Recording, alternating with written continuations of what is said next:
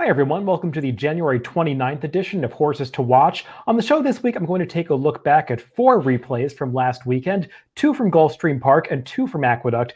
The 2 from South Florida that we're going to look at are a couple of races from the Pegasus World Cup card on Saturday, one of those being the Pegasus World Cup Turf, and that's where we'll start things off. This was a 1 3/16 race going on the turf at Gulfstream Park, some of the best turf horses in the country. Let's break them from the gate and start by taking a look at 2 horses who had poor starts, those being the number 4 Sadler's Joy, who's going to get squeezed back, and the number 10 Mo Forza, who just breaks it out a length slowly. The one who really gets compromised at the break, though, is Sadler's Joy in those blue and yellow silks towards the back of the pack.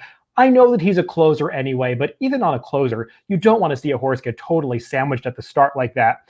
Mo Forza, on the other hand, the number 10 horse, there's just no pace in this race, and his rider, after that slow start, decided not to be that aggressive, and he just gets hung out so wide going into this first turn. I mean, he's trying to get the horse to settle in behind runners, and the horse just doesn't want to do it because they're going too slow of a clip up front. He's used to racing in a stalking position up close to more honest paces, and Joel Rosario is trying to get him to settle, but the horse wants to run up on heels outside of runners, and he just goes 5 wide, now gets to tuck over about 4 wide into this first turn. He doesn't really have any cover, though, behind horses. That's just not the kind of trip that you want to see a turf horse getting, because let's note who does well in this race. The eventual winner is the number 1 Zulu Alpha, and then the horses that battle out for the second and third place spots are the number 12 Magic Wand and the number 6 Instilled Regard. And you'll notice that all 3 of these horses are right on the rail in a line, and I think that just speaks to how important ground loss was in this race.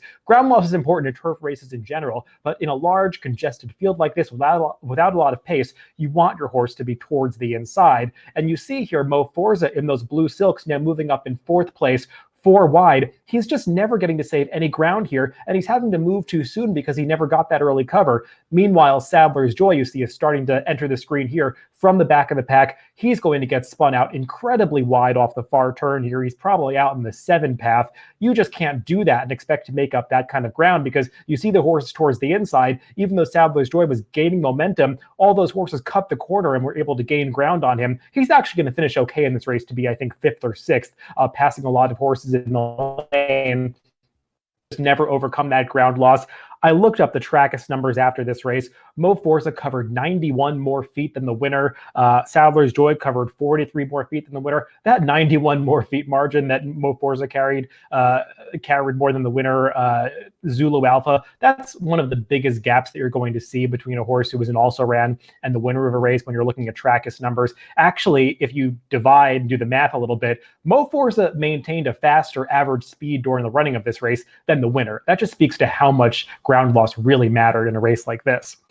Ground loss also mattered in the next race we're going to take a look at. That was the South Beach Stakes, which was the 6th race on that Saturday card at Gulfstream. This one for the fillies and mares going 7 furlongs. And let's break them from the gate. And the horse that I want to focus on is the number 10, Get Mother a Rose. But also take note at the start of this race, 2 horses don't break out of the gate that well. Those are the number 6, Mitchell Road, and the number 4, who was also the speed in this race. And given that those 2 horses that were expected to be up close to the pace came out towards the back of the pack, it totally changed the complexion of this race from a pace standpoint.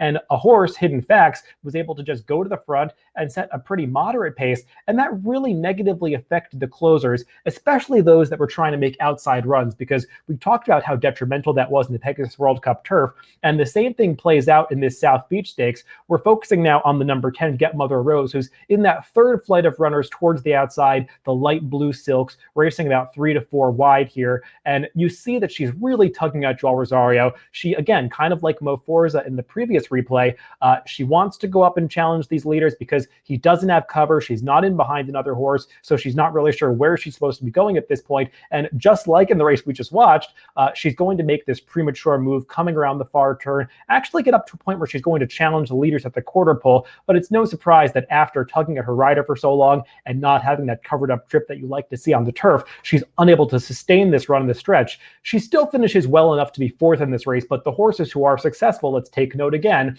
are the number 3, Atomic Blonde, the eventual winner, who saved ground the entire way. And it just seems like the Red Sea's part at the top of the stretch. She's able to come through and win. And also the number 1, who's 3rd in here, she's another horse who was on the rail the entire way and saved all that ground. She's going to just edge past Get Mother Rose is a horse who was really in good form at the end of the season in New York last year, doing well in those 6 and 7 furlong races. She really is more of a one-turn type, going those middle sprint distances. So Gulfstream Park was always going to be a tough spot for her to run at because 5 furlongs is too short. This 2-turn 7.5 furlongs is not ideal either. So look for her when she gets back to New York because she's really been in good form and she maintained her good form here, just couldn't quite capitalize on the trip that she got.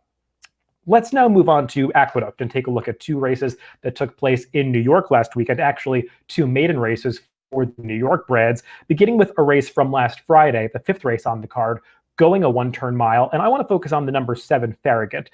We'll see coming out of the gate that Farragut doesn't break that sharply. It's not a disaster. He breaks maybe a half a length slowly, but he is a horse who in his one start prior to this had shown a lot of speed. And it's no surprise that his rider is pretty aggressive, trying to set it up to contest the pace once again on the stretch out to a mile.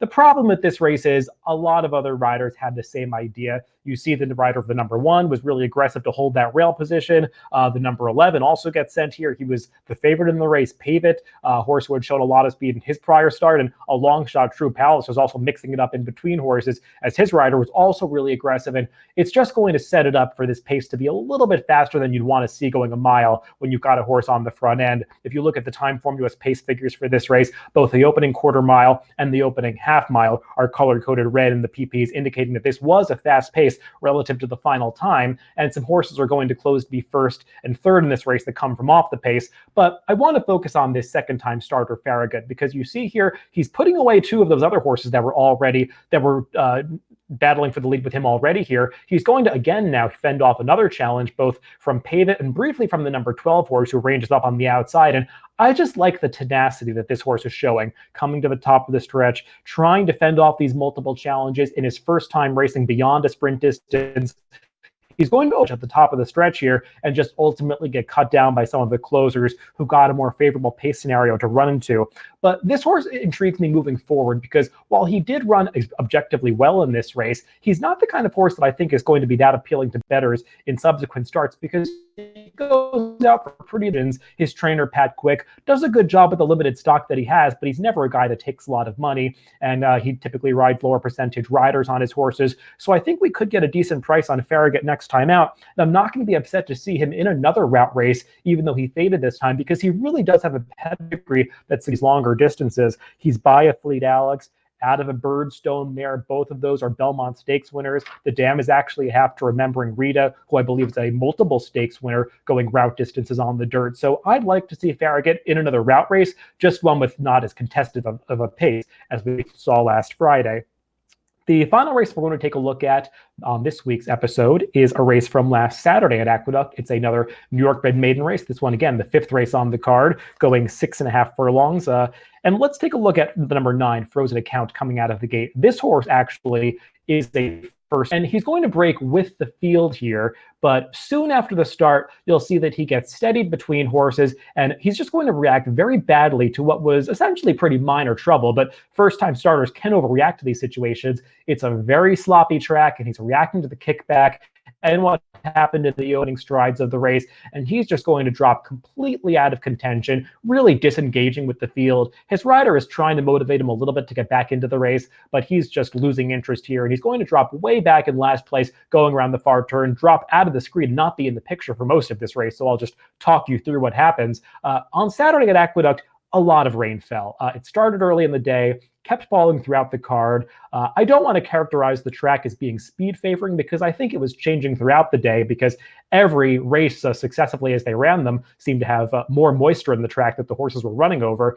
This race, though, was dominated towards the front end. So I do want to note that the number 9 Frozen Account here, who you see towards the back of the pack, is just starting to commence a rally. He's the only horse in this race that is going to make up a significant amount of ground and do really any passing in the lane. And notice that this horse, who is so far back on the far turn, is eventually going to finish 3rd in this race. He's going to, again, leave the picture for a bit here, but notice they cross the finish line. You'll see the chiclets along the bottom of the screen, the number 9 horse just rocketing past runners in the late going. He's going to finish clearly in front for 3rd here and gallop out well to be alongside the leader by the time that go into the club.